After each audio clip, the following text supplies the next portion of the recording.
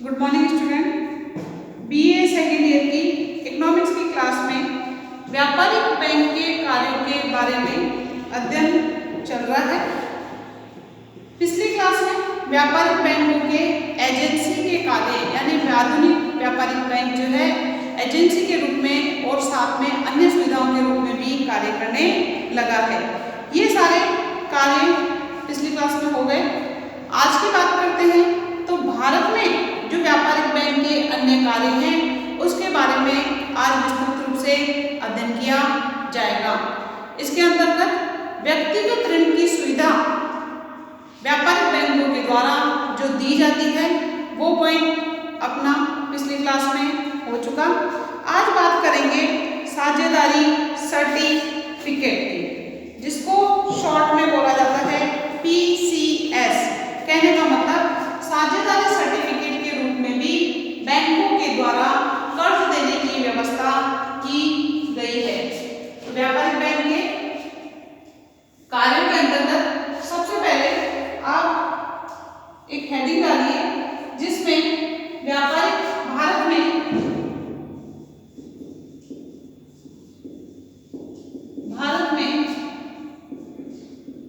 व्यापारिक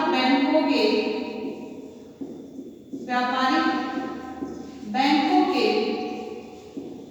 अन्य कार्य कि भारत में व्यापारिक बैंकों के अन्य कार्य कौन कौन से हैं इसके बारे में देखेंगे। इसके अंतर्गत व्यक्तिगत ऋण की सुविधा हो चुकी है आपकी। साझेदारी सर्टिफिकेट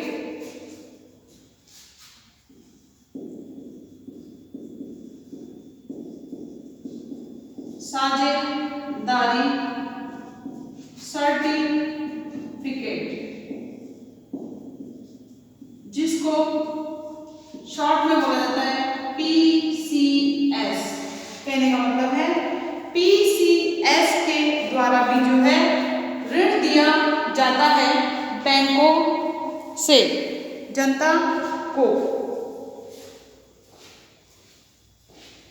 इसमें क्या होता है, ये जो साझेदारी सर्टिफिकेट की जो कर्ज देने की व्यवस्था है ये 1970 से स्टार्ट हुई थी। कब से? 1970 से। 1970 से इस कर्ज के रूप में बैंकों के द्वारा पैसा दिया जाना लगा है। इसके अंतर्गत क्या होता है, व्यापारिक बैंक या अन्य बैंक और भी बहुत सारे जो बैंक होते हैं ये RBI के द्वारा मान्यता प्राप्त अन्य वित्तीय संस्थाएं जैसे कि जीवन बीमा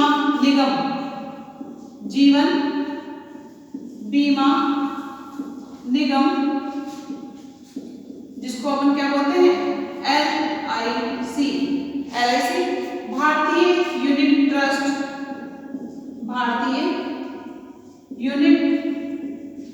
ट्रस्ट UTI, ये रिजर्व बैंक के द्वारा अन्य वित्तीय संस्थाएं होती है। इन वित्तीय संस्थाओं से धनराशि प्राप्त कर लेते हैं कौन? बैंक। क्योंकि आपने देखा होगा LIC में लोग पैसा जमा कराते हैं, भारतीय यूनिट ट्रस्ट जैसी संस्थाओं में जो है पैसा जमा कराते हैं, तो ये पैसा जो है बैंक अपने पास ले लेते हैं जिसको भी उधार देना होता है। इस व्यवस्था में बैंक जो है तीसरी पार्टी को उस कर्ज की समस्त राशि अथवा आंशिक राशि दे देते हैं या उसे ट्रांसफर कर देते हैं। कहने का मतलब इन संस्थाओं से पैसा लेकर बैंक, तो यहाँ पर बैंक अपन यहाँ ना लिखे, बैंक यहाँ लिखेंगे। बैंक जो है इनसे पैसा लेकर उधार दे देता है, देता है किसको? थर्ड पार्टी को। ये थर्ड पार्टी कहलाएगी आपकी। फर्स्ट पार्टी कौन है? बैंक। सेकंड पार्टी कौन है? अन्य वित्तीय संस्थाएं जिसमें LIC हो गई आपकी, UTI हो गई, ये अन्य वित्तीय संस्थाएं हैं। इस व्यवस्था में जो बैंक है तीसरी पार्टी को उधार दे देता है, कर्ज दे देता है, मुद्रा को हस्तांतरित कर देता है। जो उधार उसने उधार लेने वाले को स्वीकार किया था, यह काम जो उधार दिया जाता है, ये उधार किसके द्वारा किया जाता है?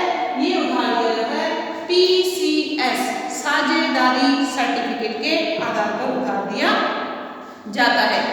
इसमें कर्ज का वास्तविक प्रबंध तो वास्तव में जो पैसे का प्रबंध है वो किसके द्वारा किया जाता है? वो किया जाता है बैंक के द्वारा। लेकिन ये जो अन्य वित्तीय संस्थाएं हैं जो कि LIC है, UTI है, ये भी बीच में मीडिएटर यानी मध्यस्थ के रूप में या साझेदारी के रूप में शामिल हो जाती है। इस प्रकार अन्य वित्तीय संस्थाएं भी उसमें भागीदार बन जाती है। ये जो स्कीम है, जो PCS की स्कीम है, ये स्टार्ट तो 1970 में हुई थी, लेकिन इसे 1977 में स्थायी बना दिया गया। 1977 में क्या बना दिया? स्थायी, मतलब कंटिन्यू रूप में जो है ये कर्ज देने के रूप में काम करने लगी। 1977 में जुलाई कब है आपका? मंथ में लिख लीजिए, जुलाई 1977 में ये स्थायी बना दी गई। इसमें सभी जो अनुसूचित व्यापारिक बैंक हैं, इनको साझेदारी सर्टिफिकेट बेचने की इजाजत थी, यानी कि व्यापारिक बैंकों के द्वारा साझेदारी सर्टिफिकेट बेचे जाएंगे सभी अनुसूचित व्यापारिक बैंकों के द्वारा। इसके अलावा और भी जो बैंक थे, गैर बैंक जो बैंकों की श्रेणी में नहीं आते हैं, उन्हें भी साझेदारी सर्टिफिकेट बेचने की इजाजत थी, लेकिन उसकी ब्याज की दर और अवधि की दर जो है वो RBI के द्वारा फिक्स की जाती थी। RBI के द्वारा अवधि व ब्याज की दर, अवधि व ब्याज की दर निश्चित की जाती थी, निश्चित की जाती थी गैर बैंकों के लिए, गैर बैंकों के लिए। अनुसूचित व्यापारिक बैंकों के लिए कोई भी अवधि और ब्याज की दर फिक्स नहीं थी, जबकि जो गैर बैंक आते हैं उनके लिए ब्याज की अधिकतम दर और साथ में रिजर्व बैंक की द्वारा जो है अवधि निर्धारित की जाती थी, जिसमें निर्धारित अवधि की जो डेट थे वो थे 30 दिन, 60 दिन, 90 दिन और 180 दिन। और ब्याज की जो दर होती थी वो ब्याज की दर भी कैसे होती थी? अधिकतम होती थी। अधिकतम किसकी तुलना में? अनुसूचित व्यापारिक बैंकों की तुलना में ये जो गैर बैंक है, ये जो PCS बेचते थे, इनमें ब्याज की दर अनुसूचित व्यापारिक बैंकों की तुलना में ज्यादा होती थी। एक बैंक द्वारा अन्य बैंकों को PCS जारी करने पर ब्याज की दर व अवधि संबंधी कोई प्रतिबंध नहीं लगाया गया था। कहने का मतलब जो दूसरे बैंक होते थे, जो अन्य बैंक होते थे या अनुसूचित बैंक हैं, जब वो PCS को बेचते थे तो उनके लिए ना तो कोई अवधि फिक्स थी और ना ही कोई ब्याज की दर फिक्स थी। इस व्यवस्था में जो है बड़े उधार लेने वाले, जो बड़ी मात्रा में जिनको पैसों की आवश्यकता होती थी, उनको कर्ज की सुविधा ये आसानी से मिल जाती थी तथा गैर बैंक व वित्तीय संस्थाओं के अल्पकालिक कोषों का भी अच्छा उपयोग हो जाता था। ये जो बिना बैंकों में आते हैं, ये गैर बैंक बिना बैंकों में आते हैं, ये बैंक जैसे ही होते हैं, लेकिन उन्हें बैंक नहीं कहा जा सकता है। क्यों? क्योंकि इसमें सिर्फ पैसा बचत के रूप में जमा कराया जा सकता है, उसके बदले में उधार नहीं मिलता है, इसलिए इन्हें गैर बैंकों की श्रेणी में लिया जाता है। तो इनके पास जो छोटे छोटे कोष जो कि परिवारों के द्वारा, जनता के द्वारा बचत के रूप में जमा कराए जाते हैं, उन कोषों का उपयोग अच्छे प्रकार से किया जा सकता है बैंकों के मार्फत। इस प्रकार साझेदारी सर्टिफिकेट के अंतर्गत यही आएगा आपके कि साझेदारी सर्टिफिकेट के रूप में भी कर्ज की व्यवस्था देने का काम या कर्ज देने का काम जो है व्यापारिक बैंकों के द्वारा किया जाने लगा है। इसका आप स्क्रीनशॉट ले लीजिए या इसको नोट डाउन कर लीजिए जैसा आप लोगों को ठीक लगे। इसके बाद नेक्स्ट कार्य करेंगे साख हस्तांतरण की व्यवस्था।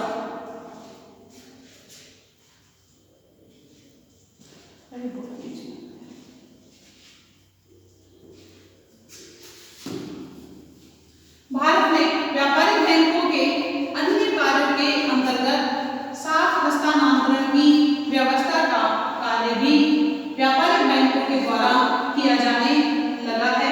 तो आप इसमें लिखिए शाख हस्तांतरण की व्यवस्था।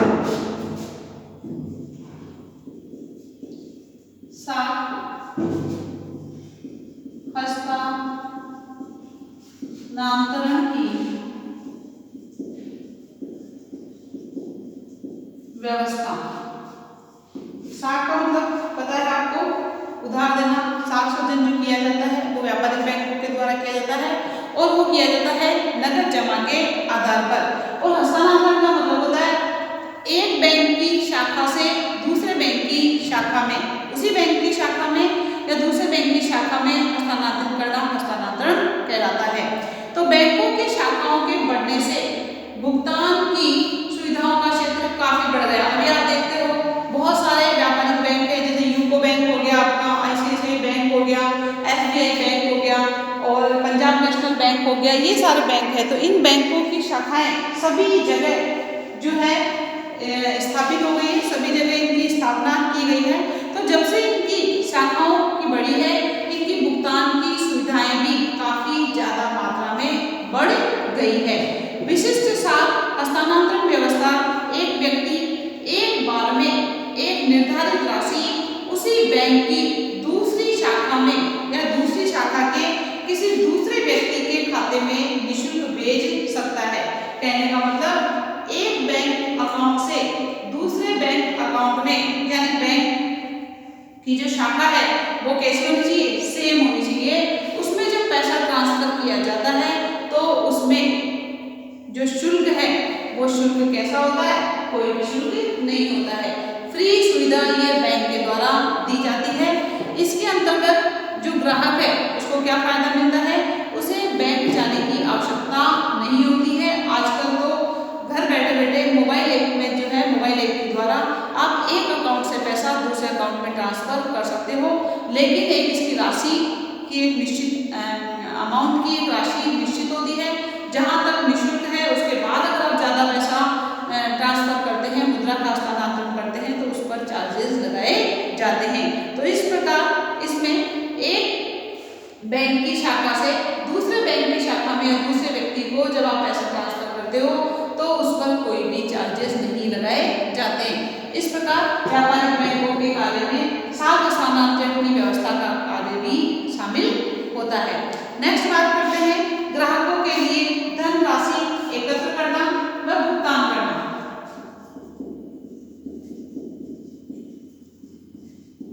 ग्राहकों के लिए धनराशि एकत्र करना व भुगतान करना। कहने का मतलब आपको कहां कहां से चेक के द्वारा आय प्राप्त हो रही है, शेयर्स के द्वारा, बिल के द्वारा, इन सभी के द्वारा, प्रतिभूतियों के द्वारा जो भी आय प्राप्त हो रही है वो सारी आपके अकाउंट में या खाते में, ग्राहक के खाते में डाल दी जाती है। और ग्राहक को कहां कहां पर पेमेंट करना है, कहां कहां पर भुगतान करना है, इससे संबंधित कार्य भी आजकल बैंकों के द्वारा किए जाने लगे हैं। जैसे बैंक आजकल पानी का बिल, बिजली का बिल, बच्चों की स्कूल की फीस, फोन बिल, ये सारे बिलों का जो भुगतान है आज बैंक आजकल जो है बैंक के अकाउंट के मार्फत किया जाने लगा है। इसके अलावा जो है ये सारे कार्यों के बदले में बैंक को क्या प्राप्त होता है, बैंक को कमीशन प्राप्त होता है और कमीशन के रूप में बैंक की आय में वृद्धि होती है। कर्मचारी के मासिक वेतन का भुगतान भी आजकल बैंक अकाउंट के मार्फत किया जाने लगा है। इससे टेक्नोलॉजी, इससे जो है तकनीकी दृष्टि से अगर हम बात करते हैं तो कोई भी मिस्टेक होने के चांसेस नहीं रहते हैं। इस प्रकार ग्राहकों के लिए धनराशि एकत्र करना और भुगतान करने का काम भी जो है व्यापारिक बैंकों के द्वारा किया जाने लगा है। इससे ग्राहक को काफी सुविधा रहती है, उन चीजों के बारे में उसे ज्यादा कैश रूप में पैसा रखने की या कैश रूप में पैसा ले जाने की आवश्यकता नहीं होती। इसके बाद शाख कार्ड।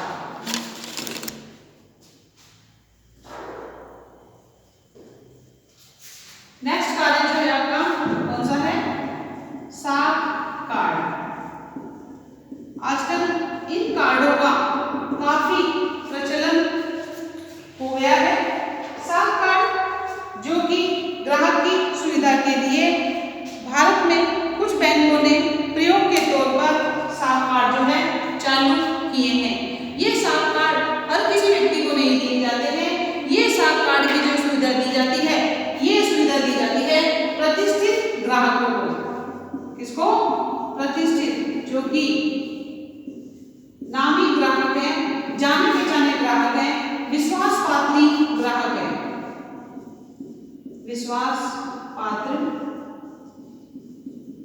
ग्राहक, नामी ग्राहक, नामी ग्राहक को ये सुविधा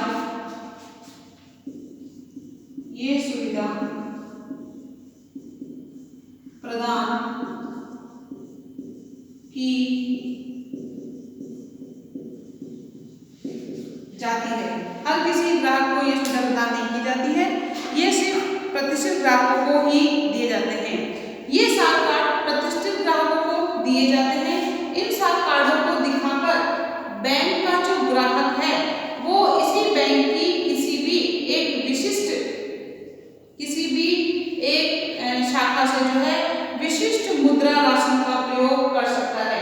कहने का मतलब ये 7 कार्ड प्रदान किया जाता है बैंकों के द्वारा प्रतिष्ठित ग्राहकों को, और वो प्रतिष्ठित ग्राहक इस 7 कार्ड का यूज करके उस मुद्रा को या बैंक के द्वारा बैंक की उसी शाखा से या बैंक की किसी और शाखा से जो है मुद्रा प्राप्त कर सकता है। इस सुविधा से ग्राहकों को बहुत लाभ प्राप्त होता है। कैसे? मान लो कि मेरे को कोई चीज खरीदनी है और मेरे पास अभी कैश पैसा नहीं है और मेरे पास 7 कार्ड है, तो मैं उस 7 कार्ड का यूज करके उस वस्तु को अभी खरीद लूंगी और एक निश्चित अवधि के बाद बैंक को मैं वो पैसा जो है धीरे धीरे वो पैसा चुका दूंगी। इसके बदले में बैंकों को ब्याज प्राप्त होता है। इस प्रकार ये सुविधा जो है प्रतिष्ठित ग्राहकों को इसलिए दी जाती है क्योंकि उनमें जोखिम की संभावना कम होती है।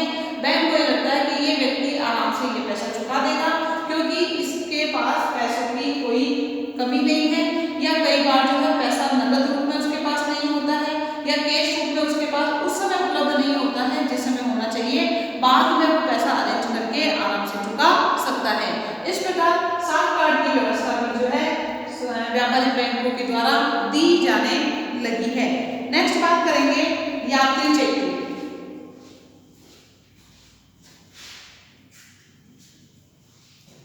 7 कार्ड के बाद यात्री चेक, इसका आप स्क्रीनशॉट ले लीजिए या नोट डाउन कर लीजिए जैसा भी ठीक लगे आप लोगों को।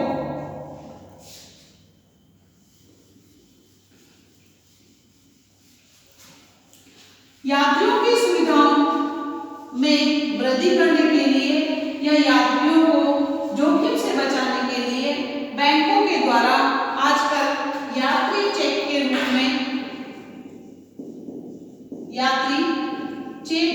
में चेक दिए जाने लगे हैं।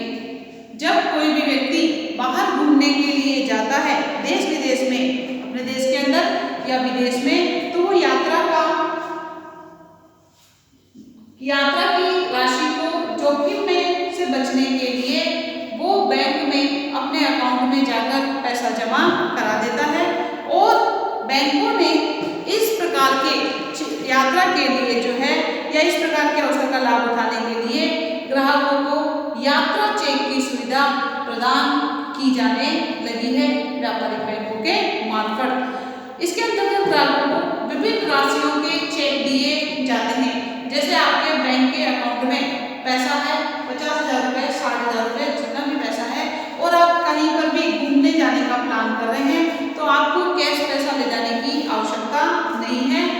बैंक आपको यात्री चेक के आधार पर चेक दे देगा। जैसे कि 5,000 का चेक दे दिया, 10,000 का चेक दे दिया, 2,000 का चेक दे दिया, 5,000 का चेक दे दिया, 7,000 का चेक दे दिया। अलग अलग राशियों का भी चेक दे सकता है या एक अमाउंट राशि का भी चेक दे सकता है। तो वह व्यक्ति वहां जाकर बैंक की उसी शाखा के यानी उसी बैंक की शाखा के द्वारा जो है उस चेक को दिखाकर नगद पैसा प्राप्त कर सकता है। इस प्रकार रास्ते के अंदर उसे नगद रूप से पैसा ले जाने की आवश्यकता नहीं है और वो चोरी चकारी के जोखिम से भी बच सकता है। इससे नगद मुद्रा की असुविधा व जोखिम उठाने की आवश्यकता नहीं रहती है और बैंकों के द्वारा ये यात्री चेक जो है वो वहां पहुंचकर बैंक की शाखा से उस चेक को देकर उतनी मात्रा में जितना उस चेक में अमाउंट मूल्य लिखा हुआ है, जितना अंकित मूल्य है, उतना पैसा वो प्राप्त करके आराम से देश और विदेश में घूम सकता है। इस प्रकार व्यापारिक बैंक यात्रियों की सुविधाओं में और वृद्धि करने के लिए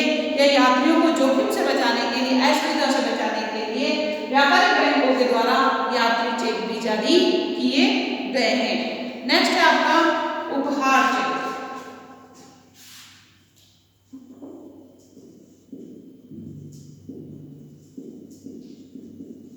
उपहार चेक नाम से स्पष्ट है, उपहार चेक गिफ्ट के रूप में जो चेक होते हैं, कुछ बैंकों ने उपहार चेक की व्यवस्था भी जो है चालू की है।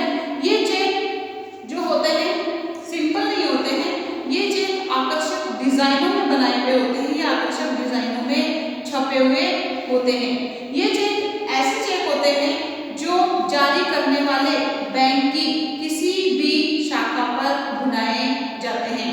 कहने का मतलब मैं कहीं पर शादी में या पार्टी में जा रही हूँ और मैं कैश पैसा लेके नहीं जाना चाहती हूँ, तो मैं उपहार चेक के रूप में 500 रुपये का चेक, 1000 रुपये का चेक, 1500 रुपये का, 2000 का, 2100 का, 5100 का, 10,000 का, 11,000 का, जो भी चेक है, मैं वो चेक जो है जिसकी भी प्रोग्राम में जा रही हूँ उसको मैं जाकर वो चेक गिफ्ट के रूप में दे दूंगी। जो उपहार प्राप्त करने वाला व्यक्ति है वो बैंक की शाखा में जाकर उस उपहार चेक को बैंक को देगा और उस पे अंकित मूल्य जितना चेक पर होगा उतना मूल्य मुझे प्राप्त हो जाएगा। इस प्रकार अंकित राशि वो व्यक्ति प्राप्त कर सकता है। ग्राहक को क्या सुविधा प्राप्त हुई? ग्राहक को सुविधा प्राप्त हुई कि उसे कैश पैसा ले जाने की आवश्यकता नहीं होती है और वो इस जोखिम से बच जाता है। इस प्रकार कुछ व्यापारिक बैंकों के द्वारा जो है उपहार चेक की व्यवस्था भी जो है चालू की गई है। इससे ग्राहक को काफी सुविधा रहती है, जोखिम से बच जाता है और कई बार चोरी चकारी के डर से भी बच जाता है। नेक्स्ट बात करते हैं अपन ताला बॉक्स या रात्रि सुरक्षा सेवा। ताला बॉक्स या रात्रि सुरक्षा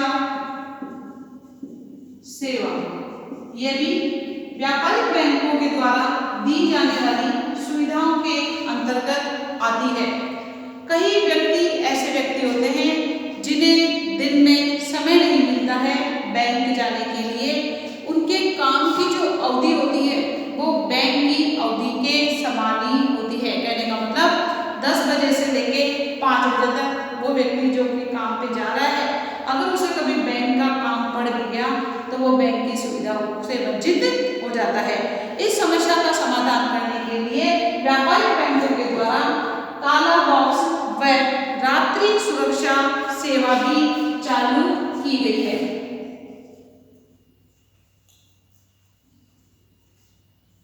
रात्रि सुरक्षा सेवा भी जो है व्यापारिक बैंकों के द्वारा चालू की गई है, ताकि जो ग्राहक समय नहीं दे पाते हैं, बैंक के लिए उन्हें समय नहीं मिल पाता है, वो इस सुविधा का लाभ उठाकर बैंक की सुविधाएं कंटिन्यू प्राप्त करते रहे।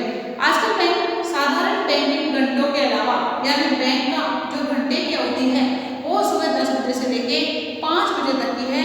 उस अवधि के अलावा भी बहुत सारे ऐसे स्मार्ट बैंक होने लगे हैं जो आजकल काफी सुविधाएं देने लगे हैं या सेवाएं प्रदान करने लगे हैं।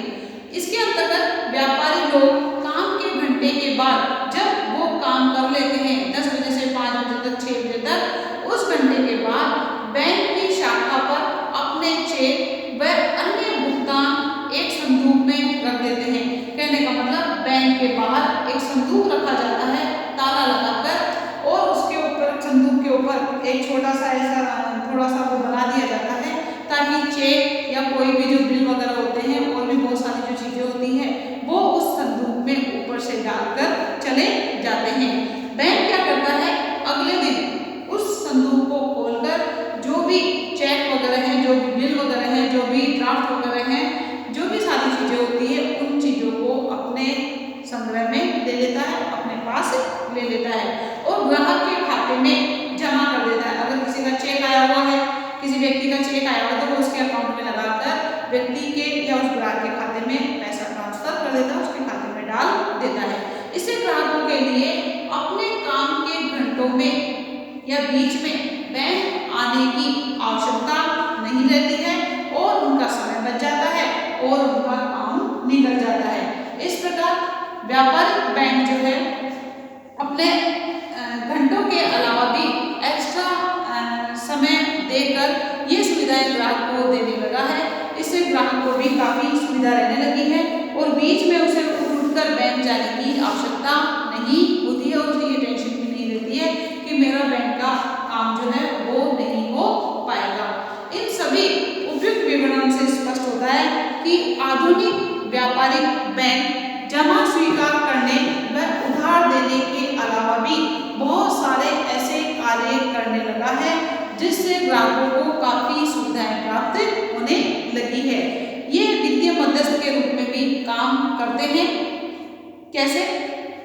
वित्तीय मध्यस्थ के रूप में परिवार के द्वारा, जनता के द्वारा बचत के रूप में पैसा बैंकों के पास जमा होता है और बैंक उस पैसे को सरकार को, फर्मों को, उद्योगपतियों को उधार देने के रूप में काम करती है। इस प्रकार जो है मध्यस्थ के रूप में काम करता है जिससे बचतकर्ता व निवेशकर्ता के बीच की कड़ी के रूप में व्यापारिक बैंक बन गया है। जैसे मध्यस्थ के रूप में कैसे होगा मैं बता देती हूँ आप लोगों को। परिवार, जनता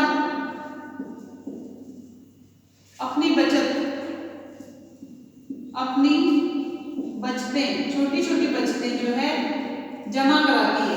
कहाँ पर? बैंकों में।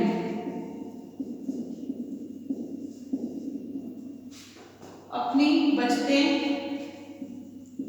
जमा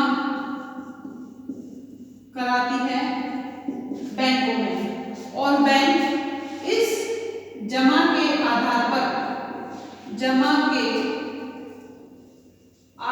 पर निवेश के लिए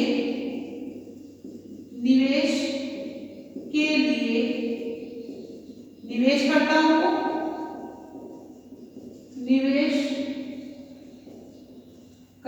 को, सरकार को, फर्मों को, उद्योगपतियों को,